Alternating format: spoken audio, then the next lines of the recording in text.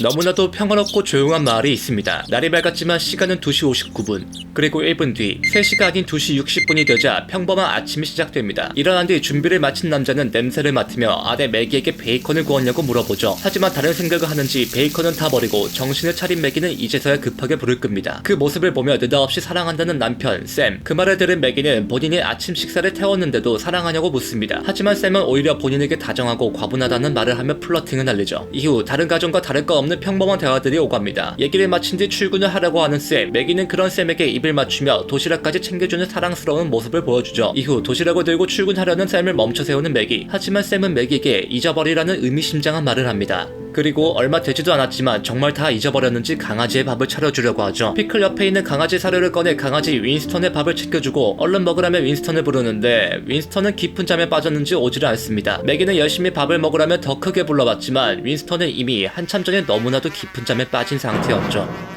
이후 매기는 잠에 든 윈스턴을 뒤로하고 마트에 장을 보러 갑니다. 무수히 많은 참치캔 중 이상하게 하나의 참치캔만 언어가 다른 것을 발견하고 뭐가 다른 건지 잠시 생각을 하고 있는 그때 누군가가 매기에게 평범한 인사를 건넵니다. 그는 바로 앞집에 살고 있는 찰리. 찰리는 깜짝 놀라켜서 미안하다며 사과한 뒤 손에 든 건 뭐냐고 물어보죠. 매기는 참치캔을 사러 왔다며 손에 있는 참치캔을 가리키는데 참치를 참치라고 말하는 매기에게 참치냐고 다시 묻는 찰리. 그걸 또 맛있으면 된다고 받아주는 매기는 별일은 없냐고 되물어봅니다. 그 말을 들은 찰리는 또다시 별일이냐고 물어보고 기분이 상한 듯 그 자리를 피합니다. 평범한 장보기를 마친 매기는 집에 돌아와 짐을 꺼내는데 옆집에 살고 있는 이웃 부부가 반갑게 인사를 건네죠. 그들의 이름은 밥과 린다. 그리고 이어지는 그들의 너무나도 평범한 대화들. 밥과 린다 부부는 괜찮으면 샘과 함께 내일 저녁 식사를 같이 하자고 합니다. 그렇게 화기애애한 분위기를 가지던 중 근처에 차 한 대가 도착하는데 아까 마트에서 장을 보던 찰리가 이제서야 집에 들어가는 길이었습니다. 린다는 반가웠는지 불러세우며 찰리도 저녁 식사에 초대를 하죠. 하지만 피곤한지 한숨을 쉬며 거절을 하는 찰리. 그러자 밥은 그런 찰리에게 굳이 이유까지 물어보는데 찰리는 지하실에서 기차를 손봐야 한다는 알 수 없는 대답만 합니다. 아니 이 정도 거절했으면 알겠다고 할 만도 한데 굳이 비꼬기까지 하는 밥. 심지어 지하실에서 다른 일이라도 하는 거냐고 떠보기까지 하죠. 찰리는 어떻게든 거절을 하고 싶어 고민을 하는데 그때 찰리의 한쪽 눈에서 붉은 빛이 감돌기 시작합니다. 심지어 찰리를 지켜보는 밥, 린다, 매기에게도 똑같이 반응을 하는 붉은 빛. 그러자 마치 어쩔 수 없다는 듯이 저녁 식사를 수락하게 됩니다. 이후 화가 났는지 문이 부서지듯 닫고 들어가는 찰리. 상황이 정리되자 매기는 어느 한 곳을 쳐다봅니다. 마치 누군가가 보고 있다는 걸 알고 있듯이 말이죠.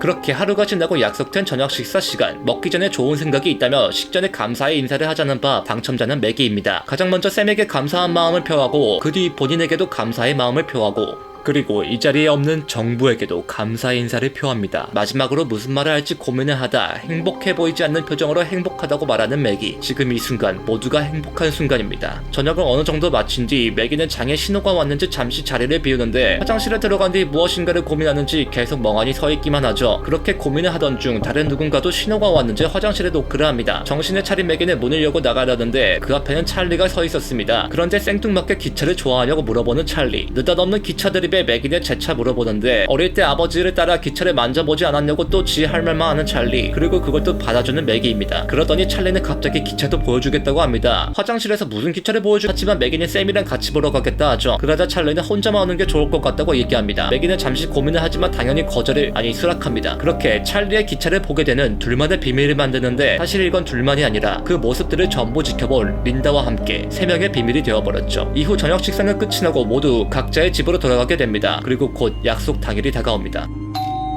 약속을 잊지 않고 찰리의 집에 방문을 한 매기. 찰리는 뭐가 그렇게 급한지 몇 마디 나누지 않고 바로 기차를 보여주려고 합니다. 찰리는 문 앞에 서서 잠시 생각을 하는데 매기에게 얘기해줄 것이 있다면 운을 띄우죠. 지하실에서 기차를 보게 되면 놀랄 수도 있다고 말해주는데 모든 걸 설명할 테니 본인을 믿고 도망가지 말라고 하죠. 아니 근데 집안에 기차가 있으면 누구든지 놀랄 것 같아 바로 오케이 때리는 매기. 그리고 드디어 찰리의 어마어마한 기차를 보려 문을 여는 순간 누군가 찰리의 집에 방문합니다. 그리고 누가 안에 있다는 걸 안다는 듯이 초인종을 계속 눌러대죠. 찰리는 의아함을 가지고 문을 열어주는데 그 앞에는 마을을 관리하는 경관 톰이 있었습니다. 태연하게 대처해보려는 찰리지만 톰은 그런 찰리에게 틈을 주지 않고 집 안에 들어가려 합니다. 지금은 곤란하다며 거부하려고 말하려는 순간 또다시 찰리의 한쪽 눈에 감돌기 시작하는 붉은 빛. 그러자 순순히 경관을 집 안으로 들여보내게 됩니다. 그렇게 안으로 들어가는 톰. 그리고 매기에게도 인사를 건네죠. 찰리는 매기를 엮이게 하고 싶지 않았는지 얼른 돌려보내려 하는데 톰은 쉽게 매기를 보내주지 않습니다. 그리고 찰리에게 한 가지 질문을 하죠. 그건 바로 지하실에 관한 것. 질문을 들은 찰리는 무엇인가 잘못되었다고 느꼈는지 매기를 감싸고 그녀를 보내주려 하는데 그럴 생각은 전혀 없어 보이는 톰입니다. 경관은 의심이 확신으로 바뀌었는지 바로 지하실을 보고 오겠다고 말하죠. 그렇게 경관이 지하실로 들어가게 되고 경관이 들어간 뒤 찰리는 매기에게 이 모든 걸 잊으라고 합니다. 그리고 본인처럼 되지 말라는 말을 남기죠. 잠시 후 지하실에 다녀온 경관은 무엇인가를 보게 되었고 이후 찰리는 지역사회의 질서를 어지럽히는 반역죄로 체포되게 됩니다. 매기는 무슨 영문인지 모르지만 찰리를 감싸는데 톰은 같은 공범이 될 수 있다며 그녀를 협박하죠. 바로 조용해지는 매기. 찰리는 이렇게까지 할 필요가 없다며 빌면서 누군가의 이름을 경관에게 어필하는데 이미 너무 늦었다며 찰리를 일반인 신분에서 1급 범죄자로 바꿔버립니다. 그러자 두 눈이 모두 붉게 변하며 찰리는 체포되게 돼버리죠.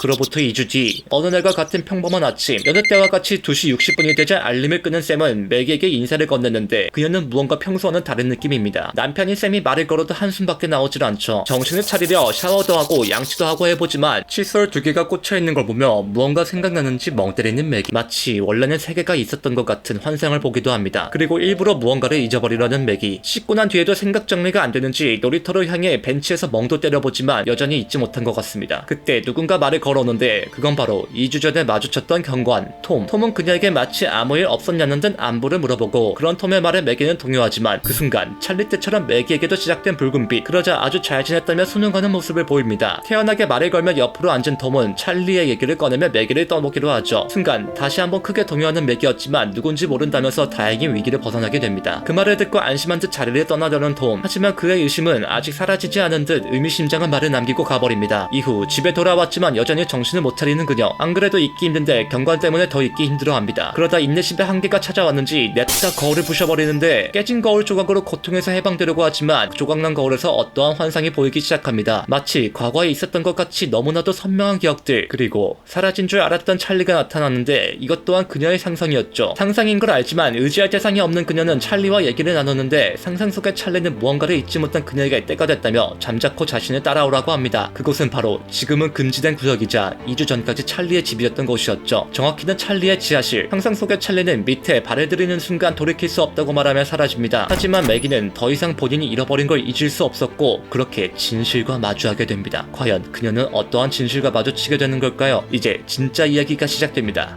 오늘의 작품은 바로 마이크 버저님의 Everything is Fine입니다. 그림체가 어쩌면 생소하실 수도 있긴 한데 사실 이 작품은 원래 네이버 웹툰의 해외 서비스 웹툰에서 연재되고 있었던 작품이었는데요. 미국에서 큰 인기를 끌다 보니 자연스레 국내 네이버 웹툰에서도 번역이 되어 연재가 시작된 거죠. 그러다 보니 그림을 보다 보면 우리나라와 문화가 다른 면이 있고 번역도 무언가 깔끔하진 않는데 오히려 이런 부분들이 이 작품의 분위기를 더 살리는 게 아닐까 생각도 들더라고요. 개인적인 느낌으로는 작년과 함께 올해 들어서 찾아본 스릴러 웹툰 중 원탑이 아닐까 생각이 듭니다. 처음에는 이 아기자기한 그림체를 보면서 유아용인가 했는데 이라만 보면 바로 생각이 바뀌더라고요. 오히려 이런 그림체가 왜인지 불쾌한 감정을 느끼게 해주었달까요? 스토리도 완성도가 높지만 구도를 통한 연출법과 한 박자씩 느려지는 연출로 분위기를 정말 자유자재로 컨트롤하시는데 정말 아마추어 출신이 맞나 생각이 들 정도입니다. 그리고 또 하나의 매력을 꼽자면 가끔씩 나오는 비유적인 표현들이 있는데 이런 부분들을 추리하면서 읽는 것도 하나의 재미가 되지 않을까 싶습니다. 다만 아쉬운 점은 아무래도 원대사는 영어로 되어 있기에 번역으로는 비유적인 표현들을 찾기가 조금 어렵다는 점이 있더라고요. 예를 들어 1화에서 이너 피클은 단순히 병안의 피클이라고도 볼 수 있지만 또 다른 뜻으로 어려운 상황에 처하다라고도 해석이 될 수 있습니다. 이러한 부분들이 정말 많은데 번역으로 한계가 있다는 점에서 조금 아쉽다라고 볼 수는 있겠습니다. 하지만 이런 부분들을 감안하더라도 스토리 자체가 워낙 탄탄하고 연출 또한 기가 막히니 스릴러나 추리물을 좋아하시는 분들에게 무조건 추천드리는 작품입니다. 오늘의 웹툰 리뷰는 여기까지입니다. 재밌게 보셨다면 구독과 좋아요 한 번씩만 부탁드리겠습니다.